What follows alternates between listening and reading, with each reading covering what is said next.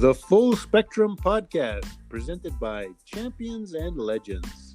Champions and Legends produces hemp-derived CBD sports supplements for athletic preparation, performance, and recovery. This is the Full Spectrum Podcast with Big Data and Maverick, available wherever you get your podcasts.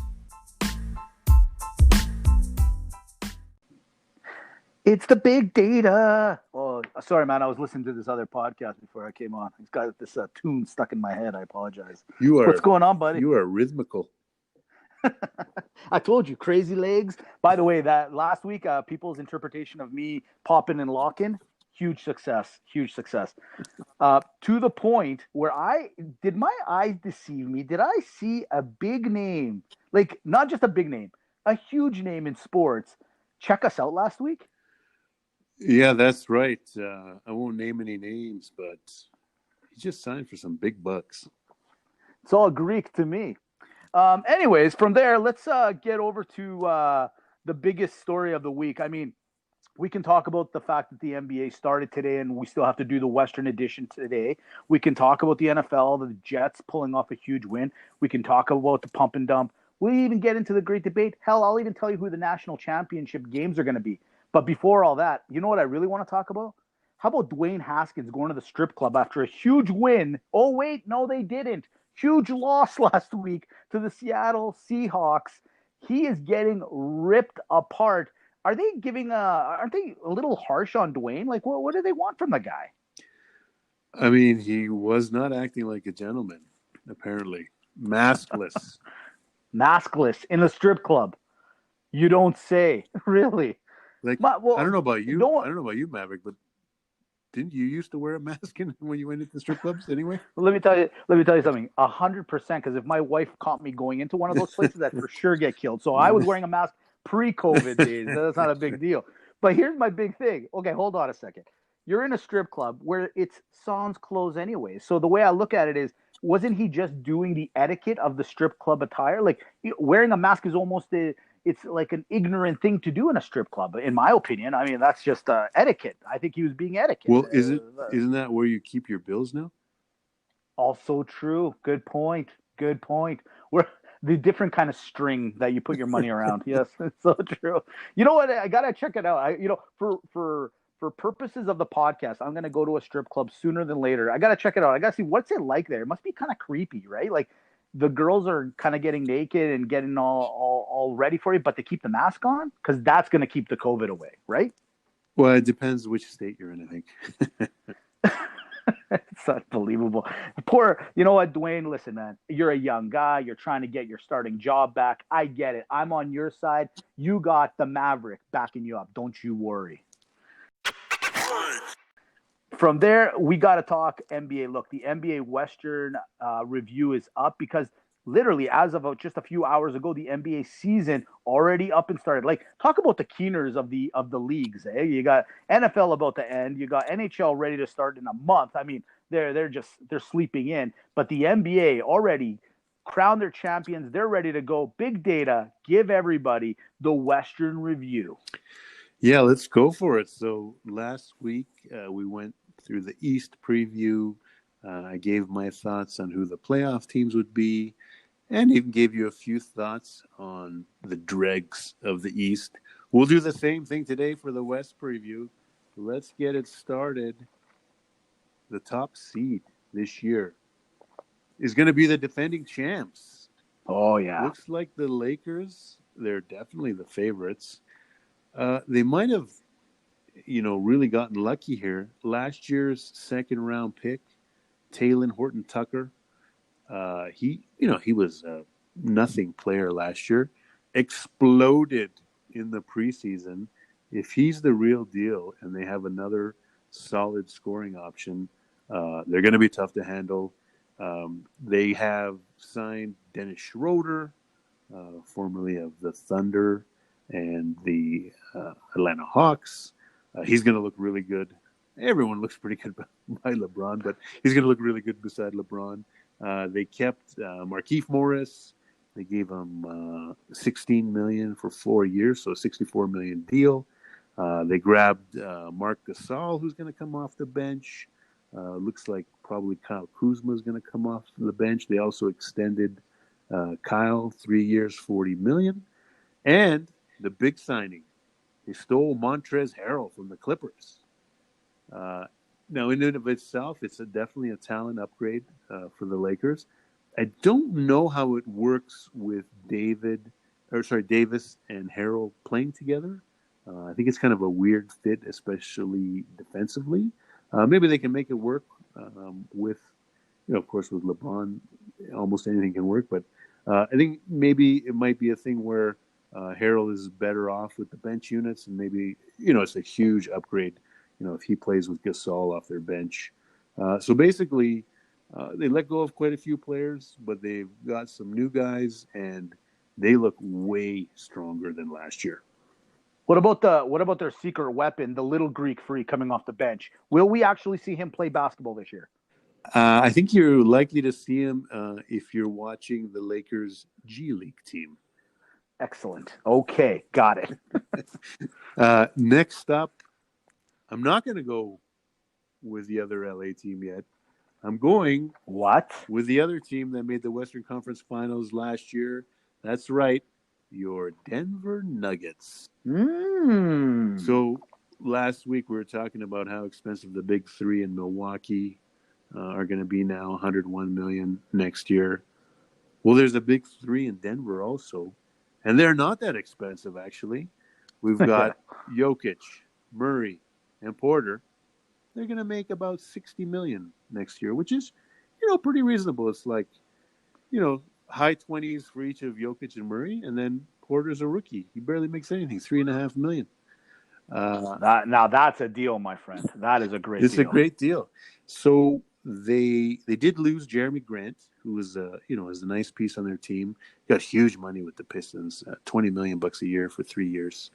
But they did keep Millsap, and they kept their backup point guard, Monte Morris. They had a couple guys last year, Harris and Barton, who were injured. And when Harris came back in the playoffs, that's when their defense really, got back to being a reasonable defense. They were absolutely trash in the first couple rounds of the playoffs. But again, Nuggets are going to be strong this year. Now, do we think they can win the title? Probably not, but they're going to be, lots of wins, and they're going to be a problem in the playoffs. For $20 million, I'd move to Detroit too. Continue. Didn't you get an offer actually recently? I declined it. It was 19.9. Next up, the other LA team, we've got the Clippers. Pretty interesting offseason for the Clippers after their, we've talked about it quite a bit. They're brutal, up 3-1, losing 3 games in a row to the Nuggets with a lead in the second half of all those games. What did that do? They got rid of Doc Rivers. They promoted Tyronn Lue as the head coach.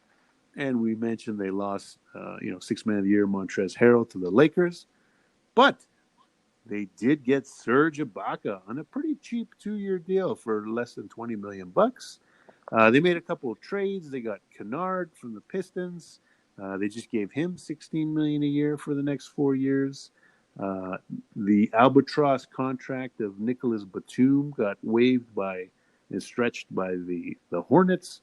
So he came to the Clippers on a minimum deal. So all in all, I think the Clippers, they better balanced their team. They're pretty even on talent. I think Ibaka is as good as Harrell. He gives a little bit of a different dimension with his 3-point shooting. I think that's going to help them out. So I think they have a better composition this year. But again, they're lacking that leader. And I think it showed up in the playoffs.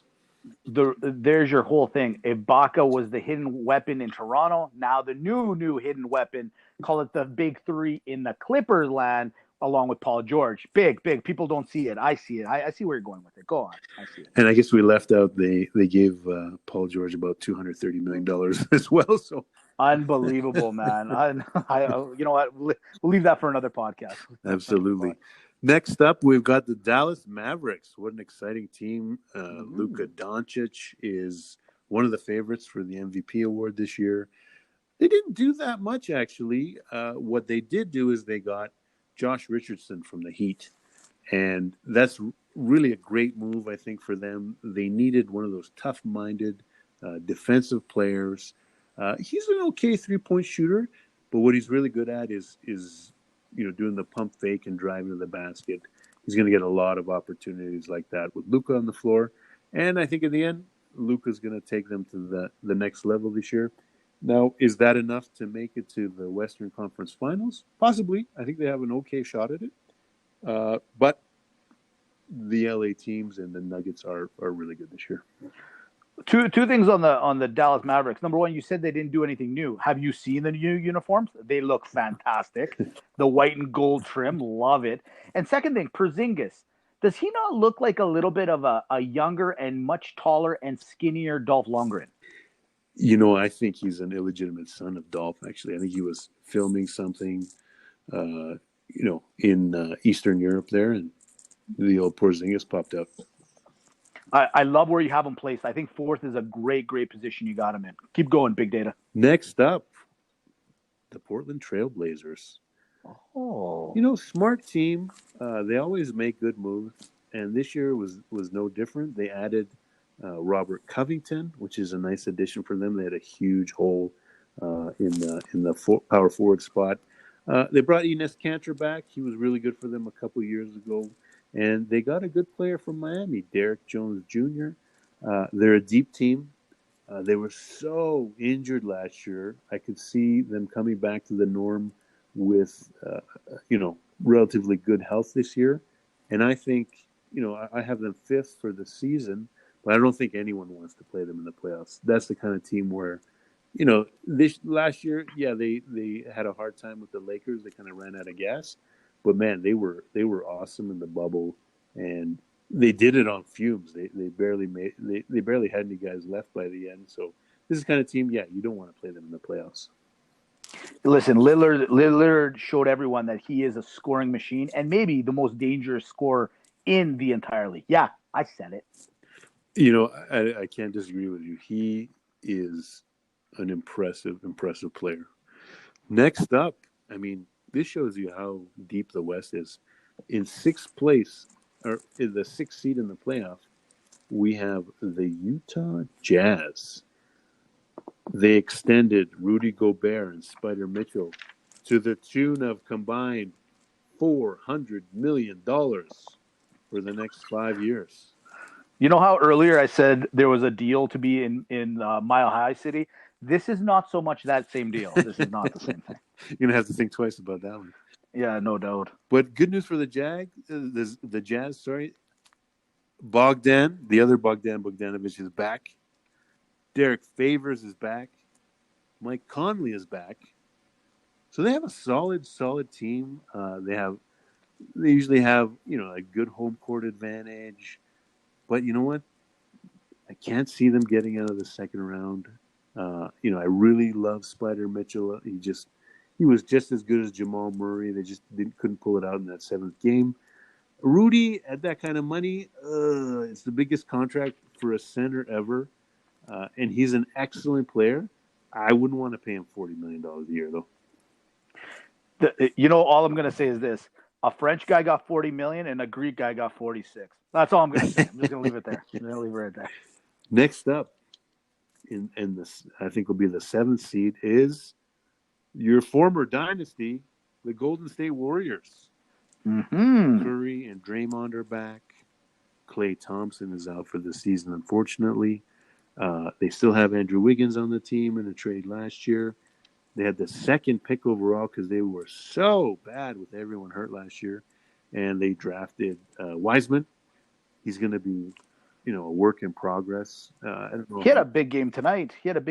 Oh, that's good for him. Yeah, he on the Warriors, he's going to be great. I just don't know how, young big men tend to struggle. But, there's a chance. And they also added, after the Thompson injury, they added Kelly Oubre, which was a nice pickup.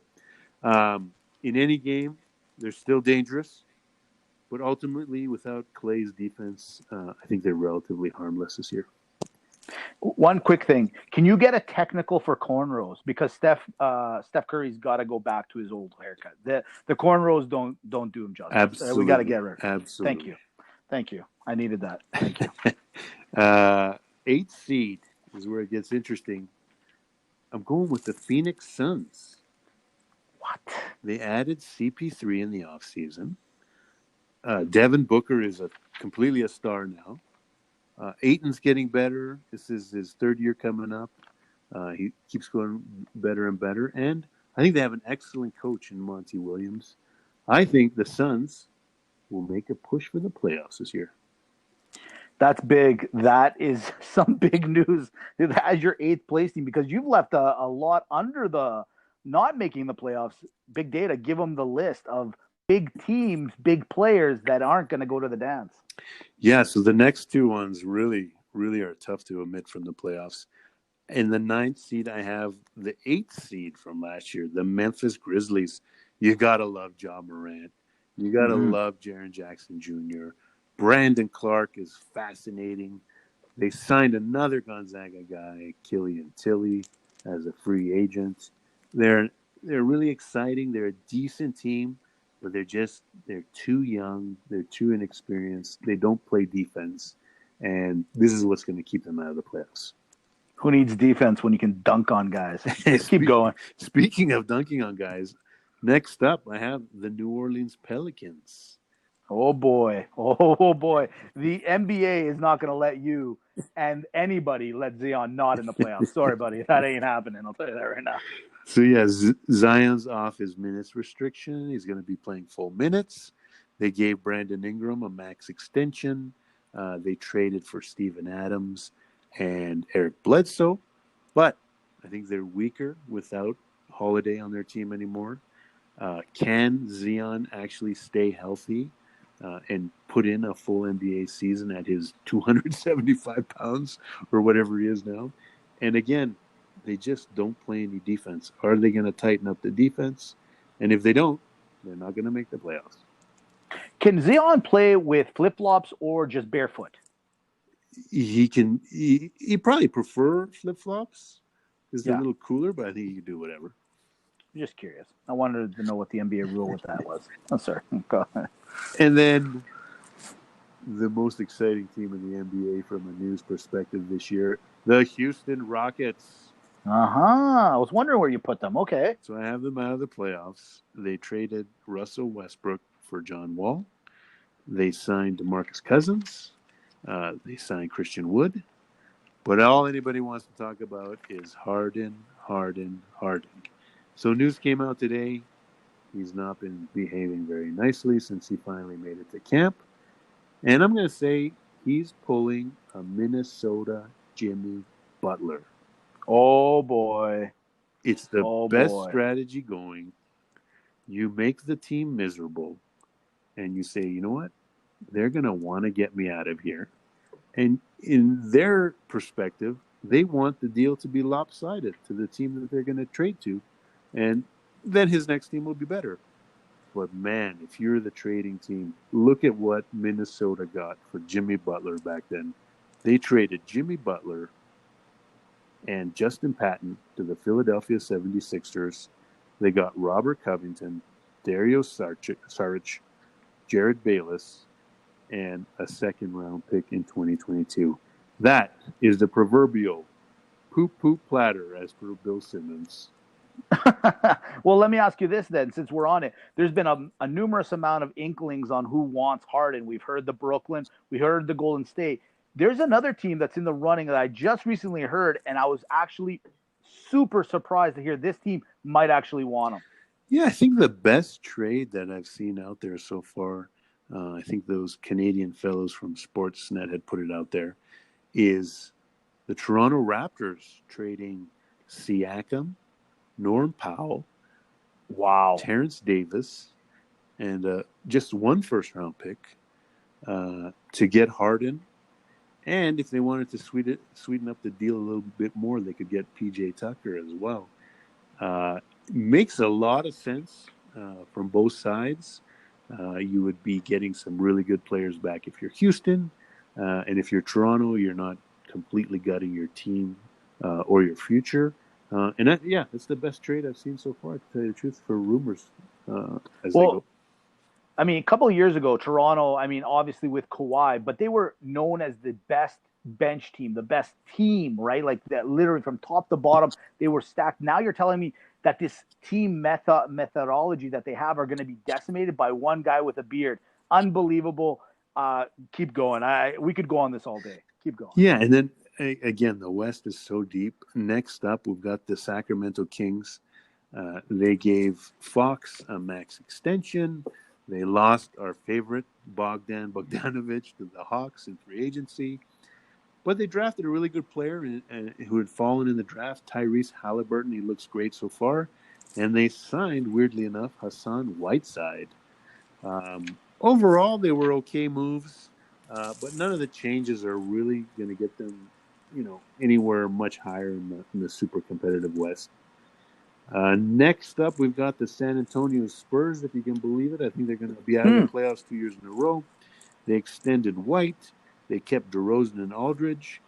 They're building something with the kids on their team, but really, I don't think they have much of a chance in the West. Draft picks. They signed Al Horford. They got George Hill and Trevor Ariza. And they're basically going to be bad, and they're going to let Shai Gilgeous-Alexander try to be a number one option, and they're going to improve their draft position.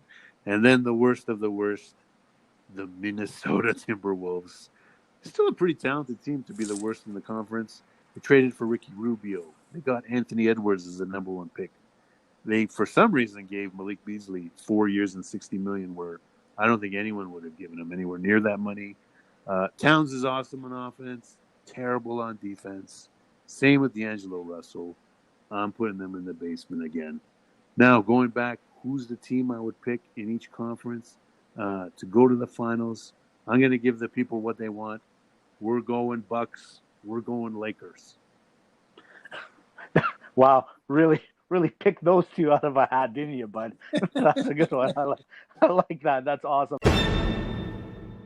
From there, let's go to the NCAA. The championship committee has finally come together. The championship games, one in the ACC, one in the SEC, were played last week because those are the ones that truly matter. And here we go. It's Alabama at number one. Who are they going to take on in the playoff format? It's number 4, Notre Dame. And then number 2, Clemson is taking on Ohio State. Yes, Ohio State made it. There was some crying. People blubbered and got upset, but who cares? Truthfully, the best 4 teams are in the playoffs. And one last thing I just quickly want to say and highlight. I told you Clemson was going to murder Notre Dame. I hope you guys followed my advice. Put a little bit of money on that action because that wasn't even close. And I truly tell you, Trevor Lawrence is a generational quarterback. Like this guy, literally, where the last time they played each other, this was a back and forth game. This looked like a senior playing a junior. It was unbelievable. It's too easy. And you know what? I'm going to make a bold prediction. It is going to be Alabama. It is going to be Clemson again. But this time, Clemson will close it out. Yes, I am pulling up the huge upset. It will be Clemson winning the national championship in this COVID-ridden year. I just want to say I totally agree with you. I'm just sad that Notre Dame got in and 2 of our favorites, Cincinnati and Coastal Carolina, didn't make it. Don't they like underdogs in the NCAA football? Why do they always go with these teams? Let some of these unbeaten teams in from the smaller divisions, and let's have some fun. I couldn't agree more. If anything, here's the answer to that question. Just expand the playoff. Make it 8 teams. And then we get what we want, and everyone's happy. You're getting other teams that normally don't get highlighted get in. You have a little fun, and you might even actually see an upset. But truthfully, the best 4 teams are the ones that are in. I don't like this any more than anyone else does because everyone knows I'm the rooster here. I'm the rooster. I wanted to see, Coastal Carolina make it, but what are we supposed to do? This is the way the COVID has done it. I blame COVID entirely for this whole thing. You love the Chanticleers. Love the Chanticleers. From there, let's go to the NFL. Speaking of Trevor Lawrence, the sweepstakes are up. And ladies and gentlemen, the New York Jets, all they had to do was keep losing. It was simple. They didn't have to play. They didn't have to do anything. But what did they want to do this week? They said, no, we got to make a statement. We got to win at least one game. Well, somebody in their management wasn't doing the math because if they even win one game, they've lost the first-round draft pick. So they ended up pulling off a huge upset at L.A. against the Rams, who are in the playoffs. We'll get into that another day. It doesn't really make a difference. But the Jets pull off the win. They are now out of the sweepstakes of getting the Trevor Lawrence. The Jaguars are going to end up grabbing Mr. Lawrence. The Jets end up are going to get the number 2 pick. The big question, Big Data, was that a mistake or was that pride getting ahead of the Jets? I mean, it's hard to blame them. They've lost 13 weeks in a row. You are paid to try and win games. The only problem is none of the folks running the team or coaching the team will be back next year, so they won't benefit from Trevor Lawrence anyway. It's a huge difference in talent from Trevor Lawrence. I think Justin Fields is also a really good quarterback, but he's not one of those generational guys. It's a huge blow for the Jets. The Jets fans didn't care that they won that game. They just want Trevor Lawrence. And, hey, enjoy Florida, Trevor.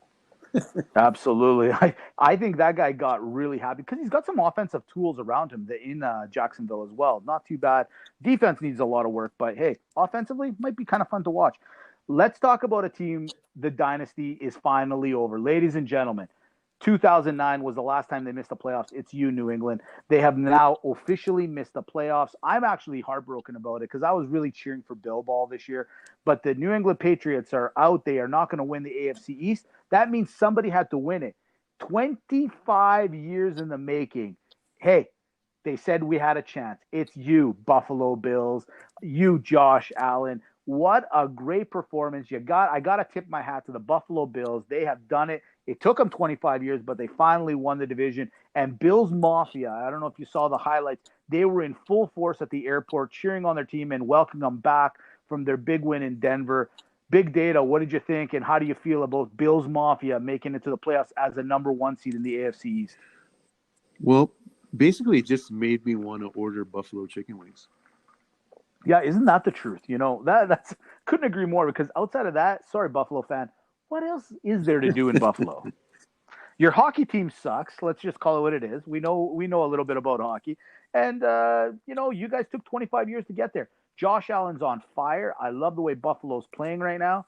And Buffalo Hot Wings, you're right. That's all they got going on. So, hey, all right. Congrats, I guess. I don't know what else to tell you guys. From there, let's get to the big segment that we love doing, and it's in the semifinals. It's pump and dump. Semifinal edition. Most of us are eliminated already. But for those of you still playing, let's go through it quickly.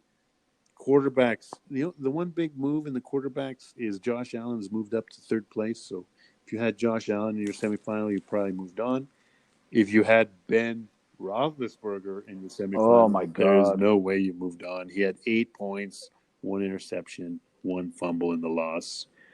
Moved on. The guy can't move at all, man. The guy is as bad as it is in that. I thought Tom Brady was slow. Tom looks like Usain Bolt compared to Ben. And then we got the running backs are the same. I will say though, Kenyon Drake, 3 points against the Eagles. You let your owners down. Oh no. Wide receivers relatively the same. Cam Ridley's snuck back up into the 4th spot. And you know what? I keep making fun of the America's team, but Amari Cooper, if you had him in your semifinal, you probably lost. He had 1 point. Tight ends, same. If you had, like me, TJ Hawkinson, though, he got you a -1. That hurt. How do you get a -1 as a tight end? He had 2 catches for like 18 yards, but he had a fumble. So it was -2 points there. So he had a -1. Terrible. Top defense, still the Steelers. Bottom defense, still the Lions. And again, who cares about the kickers? Absolutely. You know what I really wanted to talk about in NFL, but you know what, because we had to cover the NBA, we'll talk about it next week because it's going to be a storyline. The Philadelphia Eagles. Wentz is crying to the media and he's basically come out and said, I don't want to be the backup here. It's so crazy, the Philadelphia situation. But for once, and I'm going to leave this as a cliffhanger, I might actually kind of feel bad for Wentz. Tune in next week and you'll see why, because I think the guy actually might have a point here. I feel like the guy's never got his due justice over there, man. He's never gotten it. But with that being said, it's our favorite time of the podcast. It's your favorite time. It's the great debate. You, Big Data, tell the people what we're talking about this week. So, in honor of the James Harden situation, uh, we're going to put you in the seat of the owner or the general manager of a sports team. Do you put up with a player who wants to leave that is purposely behaving badly? Or do you trade them ASAP and take a lesser deal to get rid of them? Examples being Vince Carter with the Raptors, Jimmy Butler with the Minnesota Timberwolves, and what's happening right now with James Harden. Maverick, I'll let you take the first stab at this one. This is truthfully what I would do. If I had the situation, I'll use the Harden one quickly. If I got a guy right now who is just causing havoc amongst the team and he's being disruptive in every way, and I wanted to use another word, but I won't. I'm going to tell you this. I keep him. You know why? Because he's only losing himself value. Until he starts playing up to expectations like everyone wants him to, then I got something. Right now, no matter how great a scorer he's been, he's showing everyone how crazy and how bad a teammate he is. And that in the locker room. A team like Toronto, I'm absolutely baffled how Toronto would want this guy when they were known as the team, as the like maybe the best all-around team in the NBA. So in my case, I hold on to him and I make him change his ways. Yeah, I'm the dad figure in this one. I'm going to agree with you. Get full value for these guys. I mean, that Jimmy Butler trade was so bad. Oh, the Raptors, when they traded Vince Carter, it was such an awful trade. Trade from a position of strength. You know, he's at an age where he's not going to give up on a season, a guy like James Harden. Wait till they rehabilitate their value and then trade them. Put up with the bad behavior. Fine the heck out of them. Give them a curfew so they can't go to a strip club every night. And that's it, folks. Well, let's not be too hard on him. Hold on a second. Let's not be too hard. And one last thing, I would just want to throw this at. He was offered $50 million. You think I'm going to feel bad for you? You don't want to be here, and we were about to give you 50? Get the hell out of here. I'm not going to feel. You're going to stick around here, and you're going to play your ass off. That's what's going to happen here, Harden. That's what's going to happen. You got to stay I'm not strong. going anywhere. Damn Strong. right, man. Well, there it is, Big Data. Great episode once again. I don't like pumping our tires too much, but hey, I call it the way I see it. That was an excellent one. It's only a couple of days away till Christmas. So happy holidays, Merry Christmas, Happy Hanukkah, and all that fun stuff to everyone out there. Feliz Navidad and all that fun stuff. Wishing you guys well from myself, the Maverick, and Big Data. Hey, Big Data, tell them the good stuff. All the best, everybody. Have happy and safe holidays. The Full Spectrum Podcast, presented by Champions and Legends. Champions and Legends produces hemp-derived CBD sports supplements for athletic preparation, performance, and recovery. $50 million. I'm going to feel bad for this guy. Are you crazy? I got to do this. This is crazy. All right, guys, have a great weekend. Hope you get everything you wanted. I hope your kids didn't chintz out on your presents. Be well, stay safe, and talk to you soon.